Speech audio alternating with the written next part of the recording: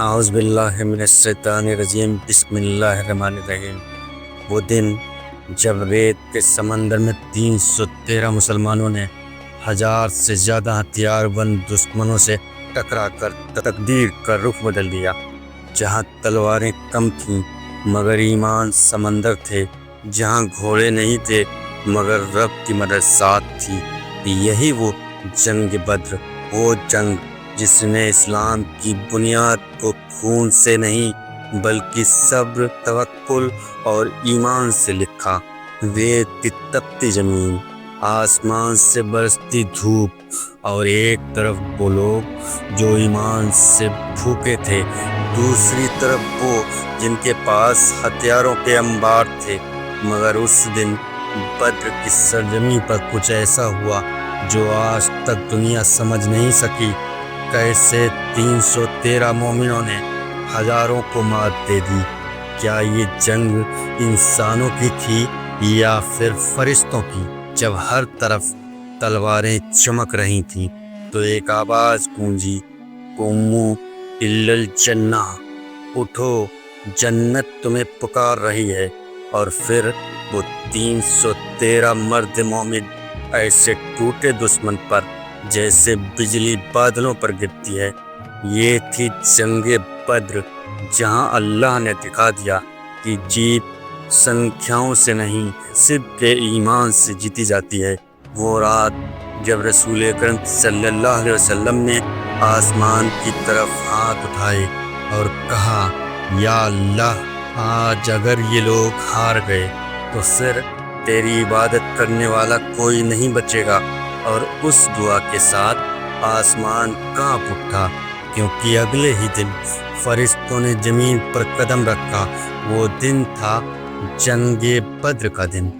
دشمن کے پاس تلواریں تھیں مگر مسلمانوں کے پاس تھا یقین۔ ان کے پاس فوجیں تھیں مگر مسلمانوں کے پاس تھے فرشتے۔ اور جب پہلی بار اسلام کی تلوار نکلی تو اس نے ظلم کو نہیں کاٹا بلکہ کفر کی جڑیں اکھاڑ دی۔ یہی وہ جنگ بدر جو ایمان والوں کی پہلی جیت تھی اور توحید کی سب سے بڑی گواہی۔ سوچو وہ کون سا لمحہ تھا جب نبی صلی اللہ علیہ وسلم نے اپنے ساتھیوں سے کہا، جنت اس شخص کی ہے جو آج میدان میں جان دے دے۔ اور پھر حضرت عمر رضی اللہ تعالیٰ عنہ نے کھجوریں گرا دیں اور بولے، جنت بس اتنی دور ہے۔ اتنا کہہ کر وہ دشمن کی طرف دوڑ پڑے۔ یہ جنگ صرف میدان میں نہیں دلوں سے لڑی گئی تھی، جس کا نام تھا جنگ بدر۔ اعوذ باللہ من الشیطان الرجیم بسم اللہ الرحمن الرحیم۔ السلام علیکم پیارے دوستوں، شام کا وقت تھا۔ ابو سفیان ایک بڑا قافلہ لے کر مکہ کی جانب روانہ ہوا۔ اس قافلے میں 500 سونے کے سکے اور ہر قسم کا مال موجود تھا، مگر راستے میں ایک بہت بڑا مسئلہ تھا۔ مکہ پہنچنے کے لیے اسے مدینہ شریف کے پاس سے گزرنا ضروری تھا، اور مدینہ میں مسلمان اس قافلے کو روکنے کے ارادے سے بیٹھے تھے۔ ابو سفیان کے ذہن میں سوال اٹھا، کیا مسلمان کسی قافلے کو لوٹ سکتے ہیں، اور وہ بھی رمضان کے مہینے میں؟ مگر حقیقت کچھ اور تھی۔ اصل میں یہ وہ وقت تھا جب مسلمان ہجرت کر کے مکہ سے مدینہ آئے تھے۔ وہ اپنے ساتھ کچھ بھی لے کر نہیں نکلے تھے سوائے ان کپڑوں کے جو ان کے تن پر تھے۔ مکہ کے مشرکین نے ان کا سب کچھ چھین لیا تھا۔ ان کے گھر، زمین، کاروبار سب ضبط کر لیے تھے، اور اب یہی مال ابو سفیان کے اس قافلے میں موجود تھا۔ اس لیے مسلمان لوٹ نہیں رہے تھے بلکہ اپنے سے لوٹا ہوا حق واپس لینے جا رہے تھے۔ ابو سفیان اس قافلے کا سردار تھا۔ اس کے دل میں خوف تھا کہ اگر اس نے مدینہ کے راستے سفر کیا تو مسلمان اسے چھوڑیں گے نہیں۔ اس لیے اس نے راستہ بدل دیا اور مکہ ایک خط بھیجا کہ ہمارے قافلے کو بچانے کے لیے فوراً فوج روانہ کی جائے۔ وہ خبر جب مکہ پہنچی تو ہنگامہ برپا ہو گیا۔ ایک آدمی کعبہ کے پاس پہنچا अपने ऊँट के कान और नाक काट दिए, कपड़े फाड़ डाले और जोर जोर से मदद के लिए पुकारने लगा।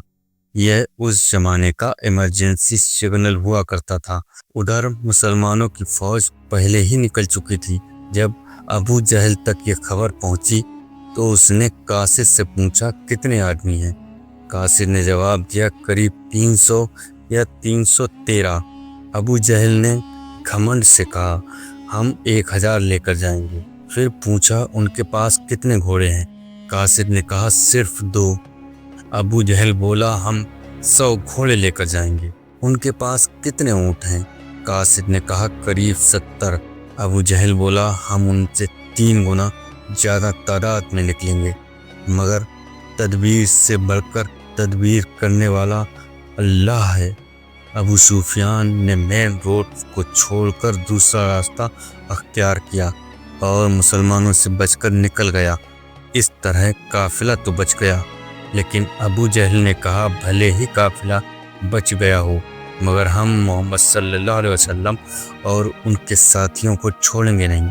हमारे हर एक के बदले 3 लोग हैं। रसूलुल्लाह सल्लल्लाहु अलैहि वसल्लम ने अपनी फ़ौज को बदर के करीब एक कुएं के पास पड़ाव डालने का हुक्म दिया। एक सहाबी आगे बढ़े और अर्ज किया, या रसूलुल्लाह सल्लल्लाहु अलैहि वसल्लम, क्या आपने ये जगह अल्लाह के हुक्म से चुनी है या मशवरे से?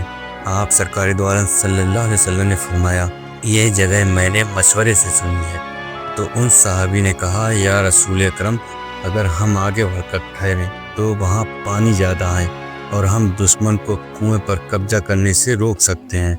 आप सरकार दो आलम सल्लल्लाहु अलैहि वसल्लम को ये मशवरा पसंद आया। आपने फ़ौरन पूरी फ़ौज को रातों रात वहाँ मूव करने का हुक्म दिया। सुबह हुई, सामने अबू जहल की 3 गुना बड़ी फ़ौज थी। उनके चेहरे अहंकार से भरे थे। उनके साथ था दुनिया का घमंड। अबू जहल के साथ उतबा, उसका बेटा और उसका भाई मैदान में उतरे। उन्होंने मुसलमानों को पुकारा, क्या तुम में कोई है जो हमसे मुकाबला करे?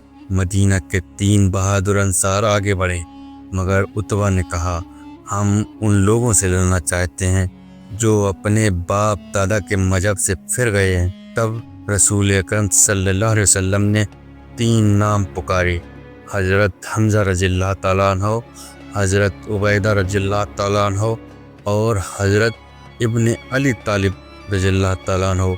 तीनों मैदान में उतरे और जंग शुरू हुई।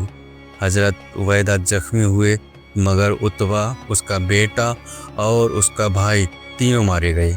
उबैदा का बेटा हुज़ैफा, जो मुसलमानों की सफ में था, देखता रहा कि कैसे उसके बाप और चाचा काफिरों में से मारे जा रहे हैं, मगर उसका ईमान डगमगाया नहीं। मुसलमान जानते थे कि उनकी तादाद कम है, इसलिए उन्होंने डिफेंसिव पोजीशन ली, अपने मुकाम पर डटे रहे। अबू जहल ने सोचा, एक जोर का हमला कर देंगे और सब खत्म हो जाएगा, मगर अल्लाह ने उनके इरादों को पलट दिया। हर एक मुसलमान के बदले 5-5 काफिर गिरते गए। दुश्मन की फौज पीछे हटने लगी। उनके चेहरों पर खौफ तारी हो गया, क्योंकि उन्होंने ऐसे ईमान वाले दुश्मन पहले कभी नहीं देखे थे। मुसलमानों ने अपनी सांसें ताज़ा की, नए जवान आगे आए और हर बार दुश्मन टूटता गया। आखिरकार मुसलमानों ने पलटकर हमला किया और दुश्मन की फौज बद्र के मैदान में चारों तरफ बिखर गई। अबू जहल, वही जिसने नबी अकरम सल्लल्लाहु अलैहि वसल्लम को ताने मारे थे, वो भी मारा गया। मक्का में लोग पहले तो यकीन ही नहीं कर पाए कि कुरैश हार गए हैं, क्योंकि पिछले 60 सालों में कुरैश को किसी ने कभी हराया नहीं था। उन्होंने अब्रहा जैसी बड़ी फौज को भी मात दी थी, या फिर ये कहें कि अल्लाह ने अब्रहा जैसी बड़ी फौज को तबाह किया था और इससे कुरैश के लोगों का नाम ऊंचा हुआ था। अरब में उनकी शान और सरदारी बढ़ी थी, मगर आज वो 313 मोमिनों से हार गए। एक मशहूर मगरिबी तारीख निगार लिखते हैं, बद्र से पहले मोहम्मद सल्लल्लाहु अलैहि वसल्लम को अरब एक कमज़ोर आदमी समझते थे, मगर बद्र के बाद वो एक हाकिम, ایک سائنس جینیس اور انسانیت کے سب سے کامل رہبر بنتے ابھرے۔ جب مسلمان مدینہ لوٹے ہر طرف تکبیروں اور خوشیوں کی گونج تھی، مگر رسول اکرم صلی اللہ علیہ وسلم کے گھر میں ایک خاموشی تھی۔ آپ کی پیاری بیٹی رقیہ رضی اللہ تعالیٰ عنہ، جو آپ کی جان سے بھی زیادہ پیاری تھیں، وہ کچھ دن پہلے ہی اس دنیا سے رخصت ہو چکی تھیں۔ آپ سرکار دو عالم صلی اللہ علیہ وسلم کا دل ٹوٹا، مگر آپ نے امت کی خوشیوں کو برقرار رکھا، اپنے غم کو ظاہر نہیں کیا۔ لیکن یہ خوشیاں زیادہ دیر نہ ٹکیں، کیونکہ ابو سفیان نے پھر سے پورے عرب سے 3000 کی فوج جمع کی اور مسلمانوں سے بدلے جنگ کی تیاری شروع کر دی۔ یا اللہ، ایمان والوں کو کامیابی صبر عطا فرما۔ حق اور باطل کے اس مقابلے میں ہمیشہ تیرے نور کو غالب کرتے۔ جنگ بدر جہاں ایمان نے دنیا کے تاجداروں کو جھکا دیا۔ تو پیارے دوستوں، یہ تھی ہماری جنگ بدر پر بنائی ہوئی ویڈیو۔ اگر آپ لوگوں کو اس ویڈیو سے کوئی جانکاری حاصل ہوئی تو ہماری اس ویڈیو کو اپنے یار دوست رشتہ داروں کو شیئر کریں تاکہ انہیں بھی جانکاری حاصل ہو، کیونکہ اگر ہم اپنا اتہاس جانیں گے